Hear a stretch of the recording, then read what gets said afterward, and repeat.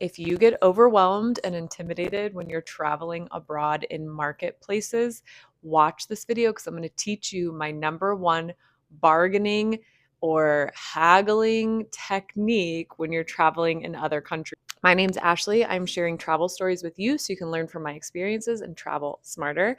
This story is the first time I really learned how to negotiate when in a public market. I was in beautiful Marrakesh, Morocco. The marketplaces there are absolutely stunning. There's so many spices and goods and textiles and Moroccan rugs. And I was sitting in a rug shop where they basically do a whole demonstration of their different types of rugs. I think he showed us two that we were like, oh yeah, that one's cute. I like that style, whatever. And he's like, quoted us $6,000 for these rugs. And I'm like, LOL, sir, we are not rich Americans, which I do think a lot of other countries, just if you say you're from America, you can sometimes get stereotyped that you're just a rich bitch. And sometimes you are, sometimes you aren't. And at that point in my life, I definitely was not. We had very minimal budget that we were traveling with.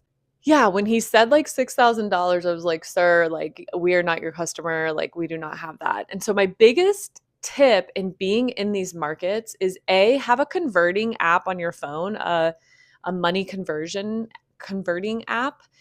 So you're just not blindly guessing at what that's going to cost you.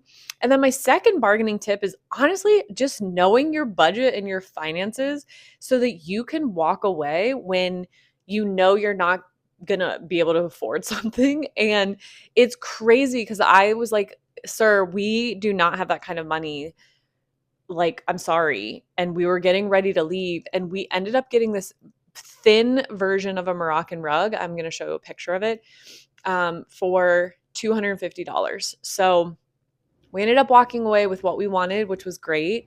And it's really nice to support other cultures and other artisans when you can. But my number one bargaining tip is just to know your budget, just to know what you would pay for something, what you're willing to walk away from, because chances are they're going to stop you when you're trying to walk away and be like, no, no, no. Okay, we can lower the price for you. So, and I don't mean to say that people aren't worth what they're, worth, but yeah, I mean, $6,000 to a $250 change, that was drastic. And we were able to afford it. We were able to package it up, bring it home with us. And I have this forever art from Morocco on my wall, which is phenomenal. But that's my tip of the day from this travel story. If you like this story, stay for more. I'll be sharing tons more tips and tricks for you to travel smarter.